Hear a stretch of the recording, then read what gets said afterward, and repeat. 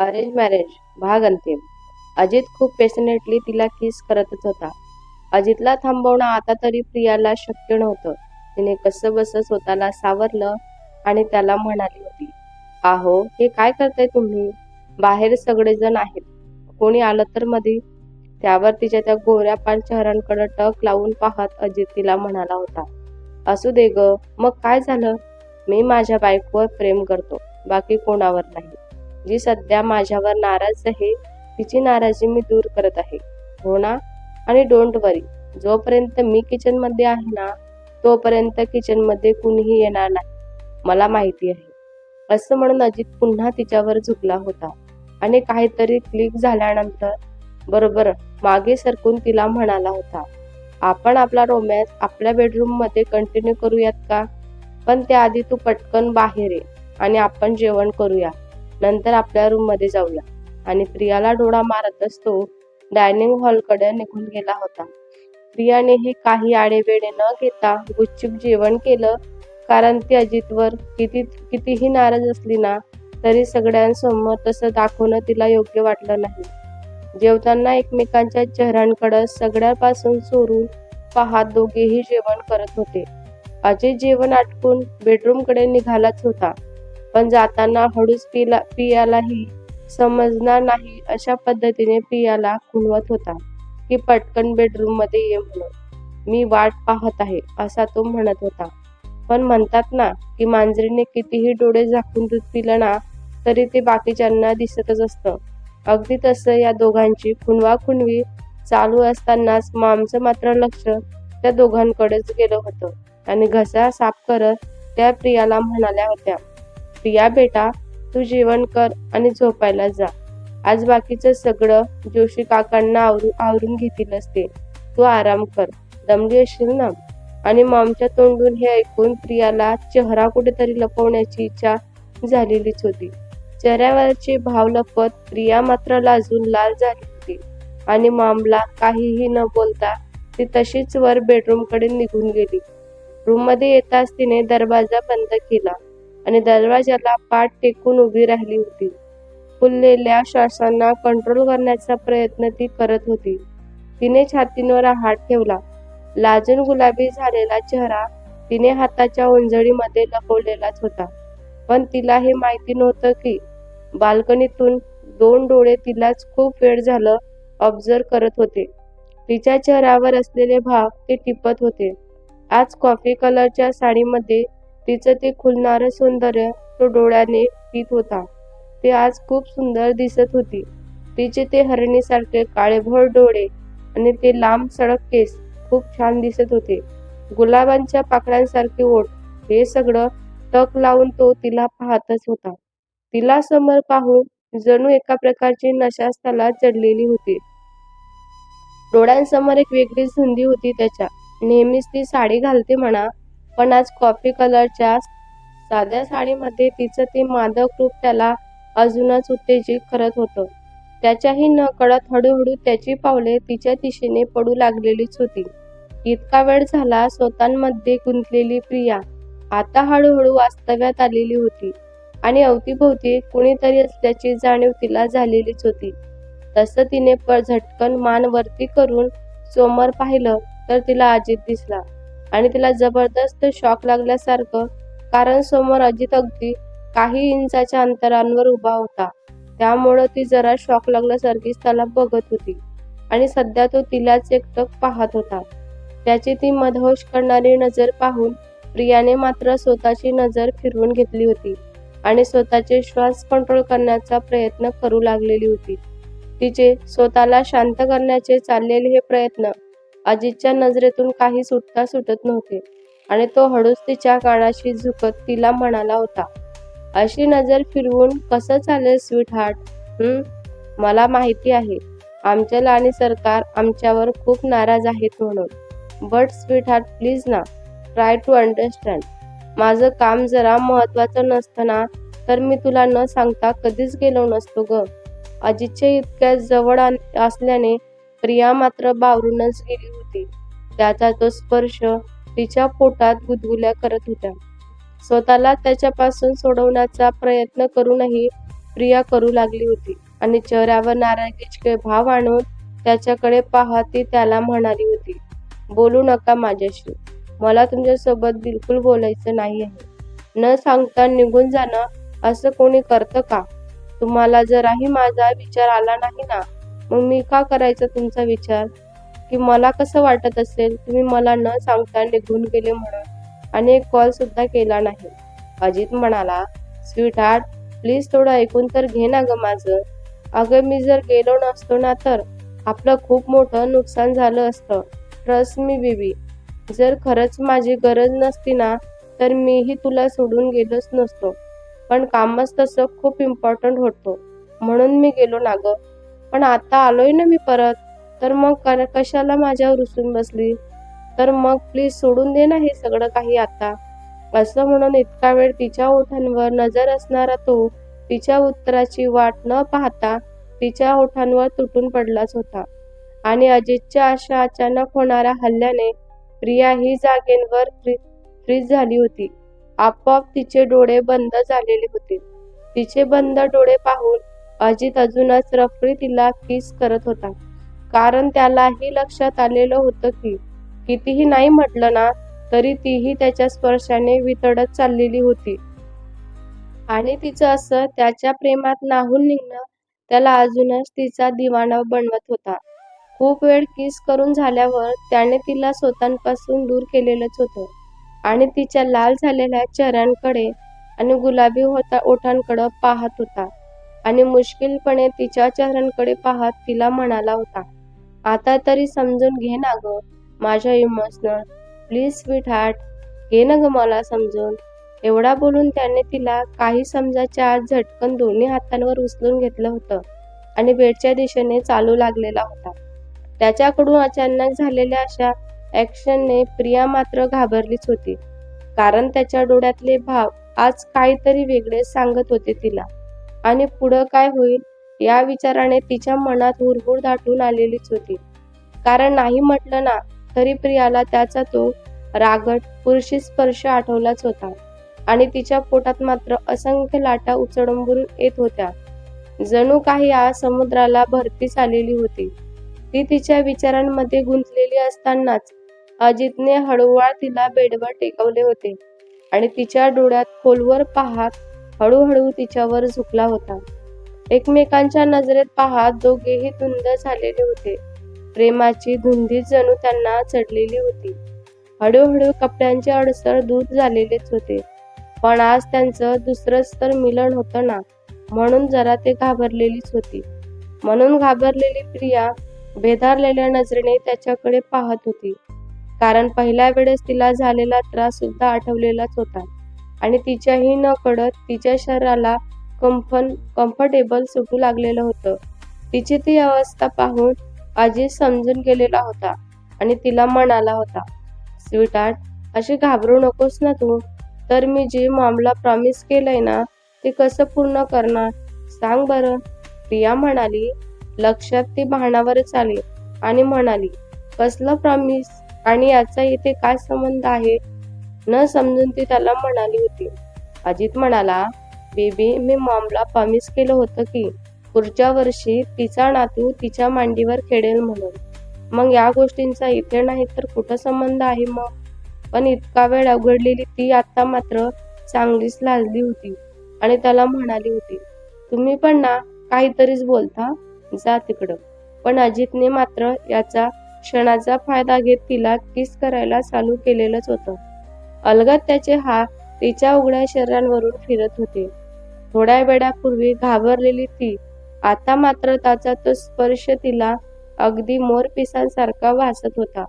तिच्या मनाचा ठाव घेत अजितने तिला बऱ्यापैकी कम्फर्टेबल केलेलंच होतं आणि हळूहळू हव्या त्या प्रणय क्रीडेला सुरुवात झालेलीच होती.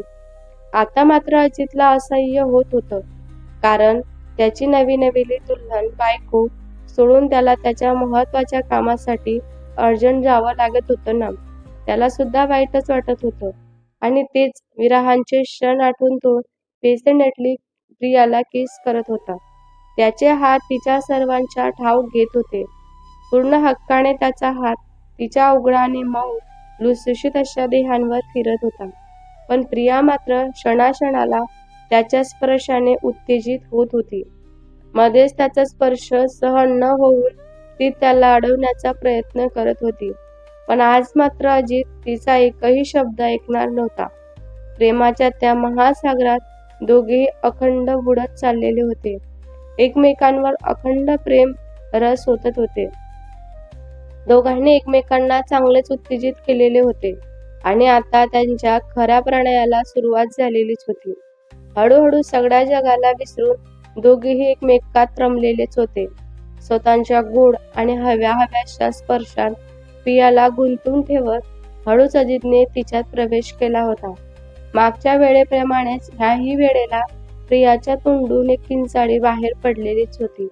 पण ह्या वेळेला त्याने न थांबता तिचे ओठ सोटांच्या ओठात बंदिस्त करून टाकले होते आणि तो तिच्यात रत झाला होता.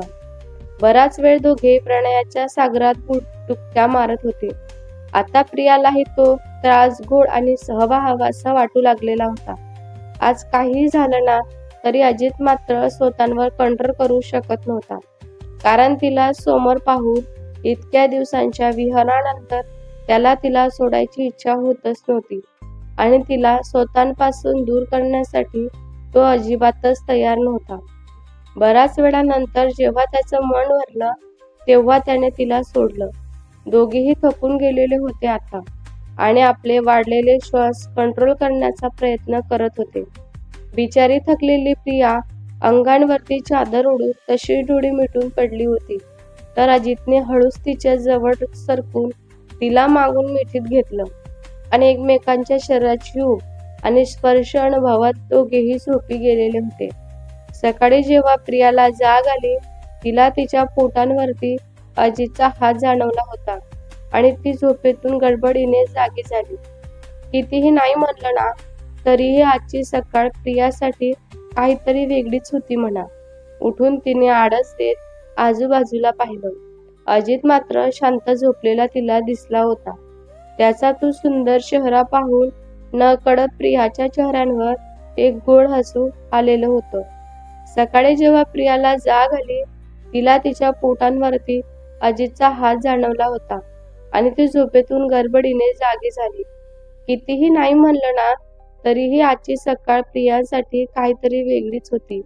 उठून तिने आळस देत आजूबाजूला पाहिलं तर अजित शांत झोपलेला तिला दिसला होता.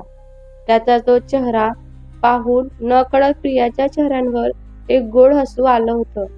त्याच्या मिठीतून स्वतःला सोडून घेत प्रिया बेडच्या खाली उतरणार तितक्यातच अजितला जाग आली होती आणि त्याने तिला जवळ वळून घेतलेलं होतं.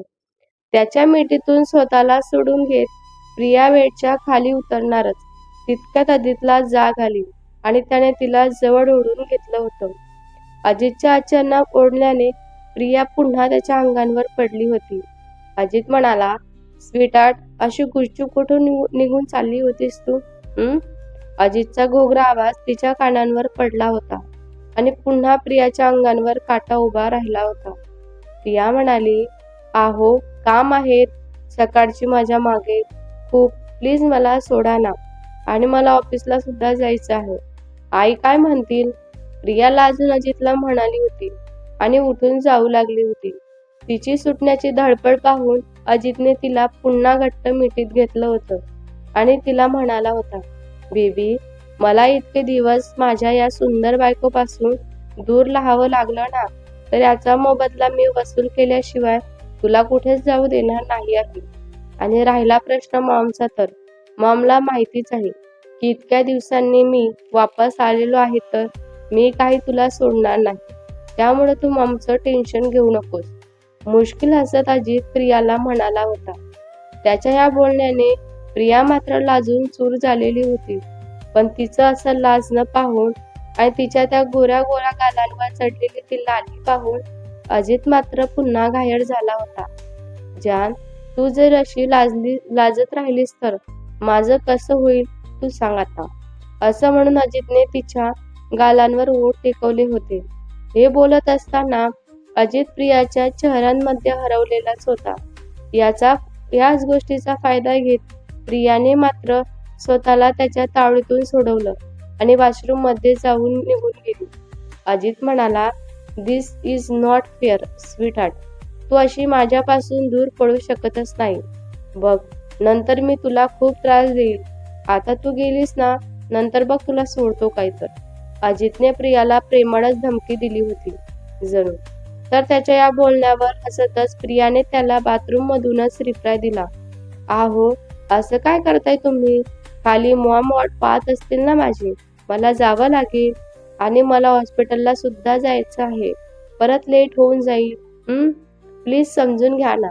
प्रियाच्या या गोड गोड शब्दांना अजित भुलला नाही, तर नवलच झालं. स्वतःशीच हसत त्याने एक दीर्घ श्वास घेतला होता आणि नाईलाजाने का होईना पण जिम मध्ये तो सुद्धा निघून गेला.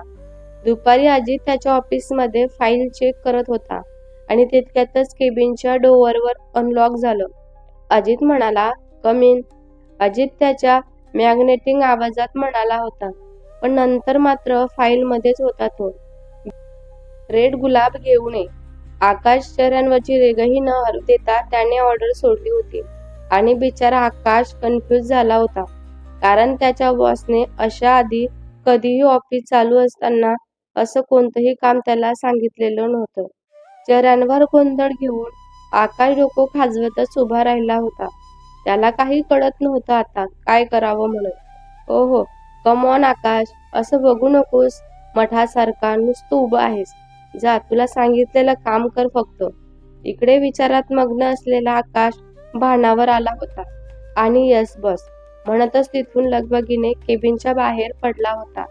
तर अजित मात्र इकडं प्रियाच्या विचारात हरवलेला होता आणि न कळत चेहऱ्यांवरची स्माईल आपोआप गडद होत होती.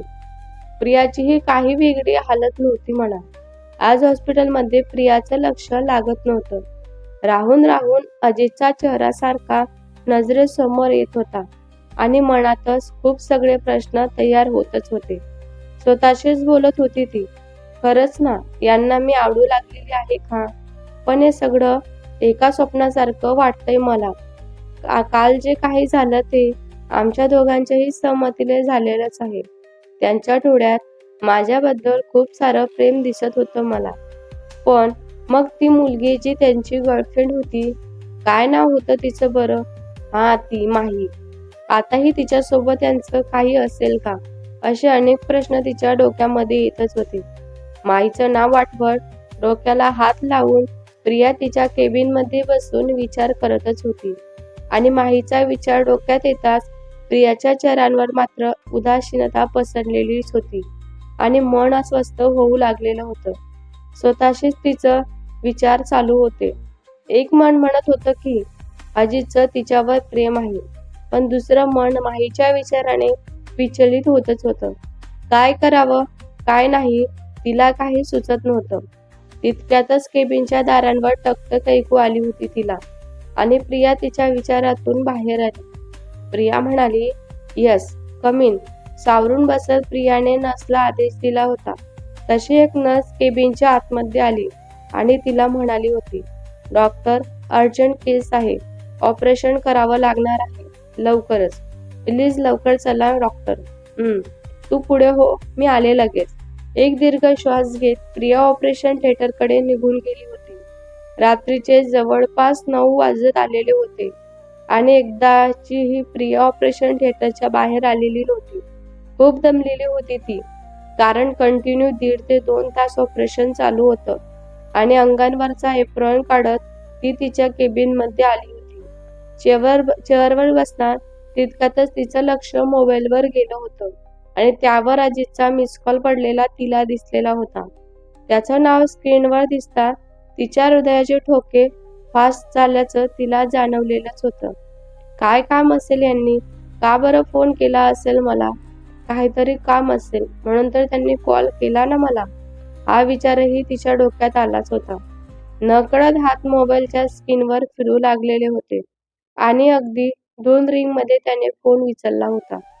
प्रिया विचारात असतानाच अजितने फोन उचलला आणि पुन्हा त्याचा मॅग्नेटिक आवाज तिच्या कानामध्ये घुमत होता. पण इकडं प्रिया त्यांचा आवाज ऐकून एका वेगळ्याच दुनियात पोचलेली होती. आजूबाजूचं सारं जग जणू तिच्यासाठी थांबलेलंच होतं असं तिला वाटत होतं. धक धक प्रियाचं काळीज त्याचा आवाज ऐकून जोरजोराने धडकू लागलेलं होतं. नेहमी असंच होत असे त्याच्या नुसत्या आवाजानेही.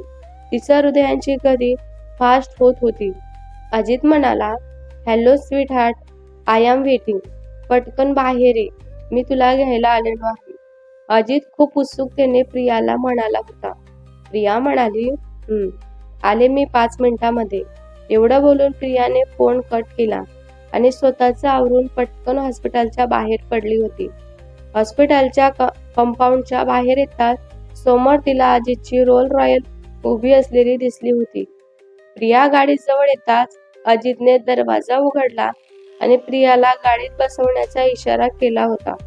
प्रियाही अजितच्या शेजारी जाऊन बसली होती आणि एक नजर अजितवर टाकली असता तिला तो नेहमीप्रमाणे लॅपटॉपमध्ये काहीतरी काम करत असलेला दिसला होता. त्याला कामात बिझी असलेलं पाहून प्रिया गाडीच्या बॅक रेसला टेकून बसलेली होती आणि स्वतःचे डोळे बंद करून घेतलेले होते तिने. आज दिवसभर सतत पेशंट आणि हॉस्पिटलमध्ये असलेल्या कामाचा ताण यामुळे चेहरा तिचा सुकलेलाच होता. पण खरं कारण कदाचित वेगळंच होतं, ज्यामुळं तिचं मन उदास झालेलं होतं. मुळात तिचा स्वभाव शांतच होता म्हणा, आणि आज अजितला माहीबद्दल विचारावं असं तिला सतत वाटत होतं. पण कसं विचारावं हे तिला काही समजत नव्हतं आणि तिची हिंमत सुद्धा त्याला होत नव्हती विचारायची. अजित रागावेल ही भीती तर तिला होतीच म्हणा, पण त्यापेक्षाही जास्त तो आपल्यापासून दूर तर जाणार नाही ना याची भीती तिला जास्त होती. आणि या सर्व गोष्टींचा मनस्ताप ती स्वतःला करून घेत होती. अजितवर तिचं प्रेम तर खूप होतं.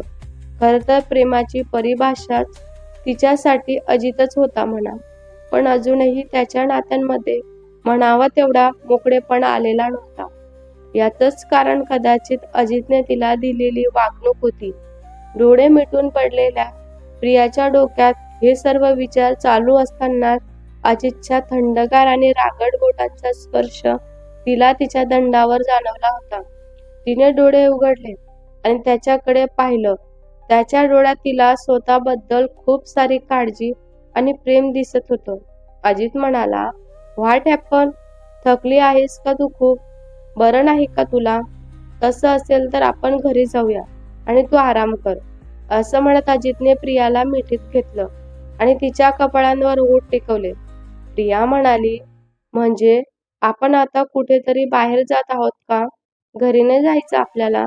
प्रियानेही अजितला प्रश्न विचारला होता. अजित म्हणाला, it's surprise to you but if you are not ready, no problem. काही प्रॉब्लेम नाही आहे, आपण घरी जाऊया, अजित प्रियाला म्हणाला होता. आता मात्र प्रिया काहीही विचार न करता अजितच्या मिठी शिरली आणि त्याच्या छातींवरती स्वतःचे गाल घासत त्याला म्हणाली होती, आज खूप कॉम्प्लिकेटेड ऑपरेशन होतं, त्यामुळं थोडं थकल्यासारखं वाटतंय मला, बस आणखीन काही नाही. प्रियाचा होकार समजून घेत अजितने तिला तसंच छातीशी घट्ट कवटाळून घेतलं आणि दोघेही एकमेकांची ती मिठी घट्ट अनुभवत होते. काहीही वेळानंतर त्यांची गाडी एका ठिकाणी येऊन थांबली होती. अजित स्वतःच्या गाडीतून खाली उतरला आणि प्रियाला बाहेर येण्याचा इशारा करून त्याने तिचा हात हातात घेतला होता. प्रिया तिच्या विचारातच हॉटेलकडे पाहत होती. डोक्यात मात्र सध्या फक्त माहीचे विचार घुमत होते, बाकी दुसरं काहीच नाही. अजित म्हणाला, व्हॉट हॅपन स्वीट हार्ट? तुझ्या चेहऱ्यांवर मला टेन्शन दिसतंय. काही प्रॉब्लेम आहे का? तू सांगू शकतेस मला? If something serious you can share it with me. अजितने खूप प्रेमाने प्रियाच्या डोळ्यात पाहत तिला विचारले होते. त्याच्या डोळ्यात स्वतःबद्दल प्रेम आणि काळजी पाहू शकत होती ती. पण आता स्वतःला सावरत तिने त्याला एक गुड स्माईल दिली आणि प्रिया म्हणाली, काही नाही, चला ना आपण आज जाऊया. प्रियाने अजितला म्हणाली, कारण तिच्या मनात जे काही चालू होतं ते तिला आता अजितला सांगून त्यांचा आणि स्वतःचा मूड स्पॉइल करून घ्यायचा नव्हता. त्यामुळे तिनं सांगितलंच नाही. पण काही केल्या मनातली हुरहुर कमी काही होतच नव्हती. कितीही नाही म्हणलं ना तरी माही आठवली की तिची चिडचिड होतच होती. इतका वेळ शांतपणे तिचं ऑब्झर्वेशन करणारा तो तिचं नक्कीच काहीतरी बिनसलेलं आहे हे त्याला कळून चुकलेलंच होतं. तिच्या मनामध्ये नक्की काहीतरी चालूच आहे, पण त्यानं तिला काही विचारलं नाही. पण तसं त्याने तोंडावर दाखवलं सुद्धा नव्हतं, कारण तो तिला तिचं स्पेस देत होता. तिच्याकडून त्याला ऐकून घ्यायचं होतं. अजितने तिच्यासाठी सुंदर अशी डेट अरेंज केलेली होती. तिला आवडणाऱ्या गुलाबांच्या फुलापासून ते तिला आवडणाऱ्या पदार्थापर्यंत. इतकंच काय तर तिच्या आवडीचं मंद असं म्युझिक त्या एरियामध्ये सुरूच होतं. अजितने तिच्यासाठी चेअर मागे ओढली आणि तिला भुवई उंचावून बसण्याचा इशारा केला होता. प्रियानेही त्याचा इशारा समजून चेअरवर बसून घेतलेलंच होतं. तसं अजितही तिच्या समोरच्या चेअरवर येऊन बसला होता. अजित म्हणाला, खूप वेळ झाला बघतोय मी तुला. तुझ्या चेहऱ्यावर असा उतरलेला का आहे? तुला काही झालंय का? बरं वाटत नाही आहे का? काही टेन्शन आहे का तुला? अजित प्रियाच्या चेहऱ्याकडे निरखून पाहत तिला विचारत होता. प्रिया म्हणाली, नाही, असं काही नाही आहे. ते थोडं हॉस्पिटलमध्ये टेन्शन होतं ना. हे बोलताना प्रियाच्या चेहऱ्यावर सामान्य भाव होते. आता अजितही जास्त काही विचार न करता स्वतःच्या प्लेटवरती कॉन्सन्ट्रेशन करू लागलेलाच होता. पण डिनर करत असताना त्याचं लक्ष अधूनमधून प्रियाच्या चेहऱ्याकडे जातच होतं. कारण ती नाराज होती, म्हणून तो तिला पाहत होता. डिनर संपल्यानंतर दोघेही गाडीत जेवून बसून घरी येतच होते. आता मात्र अजितने न राहून प्रियाचा हात हातामध्ये घेतला होता आणि तिच्या डोळ्यात पाहत तिला विचारले होते. अजित म्हणाला, look at me sweet heart. काय झालं तुला? जर काही असेल तर प्लीज मनात ठेवू नको. बोलून दाखव. अशी कोणती गोष्ट आहे ज्यामुळे तुला इतका विचार करावा लागत आहे आणि मला तू सांगत सुद्धा नाही आहे?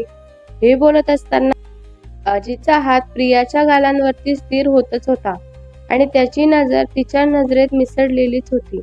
अजितला एकटक स्वतःकडे पाहताना पाहून प्रिया मात्र थोडीशी बावरली. मात्र पुन्हा आजीच्या नजरेत नजर मिसळत तिने त्याला प्रश्न विचारलाच होता. प्रिया म्हणाली, प्लीज मला फक्त एकदा सांगा की तुमच्यात आणि माहीमध्ये सध्या तेच रिलेशन आहे का जे पूर्वी होते? हा प्रश्न विचारताना प्रिया मात्र मनातून खूप घाबरलेली होती. तिला भीती सुद्धा वाटत होती, कारण अजित किती रागीट आहे हे तिला माहीतच होतं आणि आता त्याची काय रिॲक्शन असेल याची भीती प्रियाला वाटतच होती. मनातून ती देवाला प्रार्थना सुद्धा करत होती की यांना राग येऊ देऊ नकोस म्हणून. प्रिया मात्र हा प्रश्न विचारून डोळ्यात प्राण आणून अजितच्या उत्तराची वाट पाहतच होती. पण सध्या अजितच्या चेहऱ्यावर कुठलेच भाव तिला दिसत नव्हते. त्याचा तो निर्विकार चेहरा पाहून सध्या तरी प्रियाला त्याचा मनात काय चाललेलं आहे याचा अंदाज लावणं अवघड जात होतं.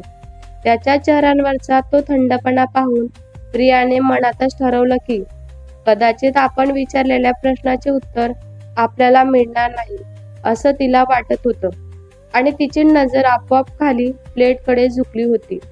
बिचारी मनातून फार उदास झालेली होती. तिला सुद्धा खूप वाईट वाटत होतं. नाही म्हणलं तरी अजितच्या रागीट स्वभावामुळं प्रिया मात्र त्याच्यावर कितीही प्रेम असलं ना तरी खूप घाबरायची त्याला. पण अचानक थंड स्वरात अजित तिला म्हणाला होता, स्वीट हार्ट, आता या क्षणाला मी तुला फक्त इतकंच सांगतो की माझं तुझ्यावर खूप प्रेम आहे. मी तुझ्यावरच प्रेम करतो आणि कोणावरच नाही. आणि राहिला प्रश्न माहीचा, तर माहीचा ॲक्सिडेंट झालेला आहे. ती त्या ॲक्सिडेंटमध्ये खूप लागलेलं होतं तिला, त्यामुळं ती जागीच मरण पावली. हा फक्त ते समजायला मला थोडा जास्त वेळ लागलेला आहे की मी तुझ्यावर प्रेम करतो म्हणून. पण ज्या दिवशी आपलं लग्न झालं त्या दिवसापासून मनात कुठे ना कुठेतरी तुझेच विचार होते माझ्या मनामध्ये. पण ते प्रेम आहे हे समजायला मला खूप वेळ लागलेला आहे. त्यामुळं सॉरी. आणि मी फक्त तुझ्यावर प्रेम करते. कदाचित कडूनही मी ते नाकारत होते. माझं तुझ्यावर खूप प्रेम आहे. माझं आयुष्य आहेस तू आता. I love you so much Priya. भेटूया पुढच्या कथेमध्ये. ही कथा तुम्हाला कशी वाटली कमेंट करून नक्की सांगा. व्हिडिओ आवडला असल्यास लाईक करा, शेअर करा नवीन असाल तर चॅनलला सबस्क्राईब करा. धन्यवाद.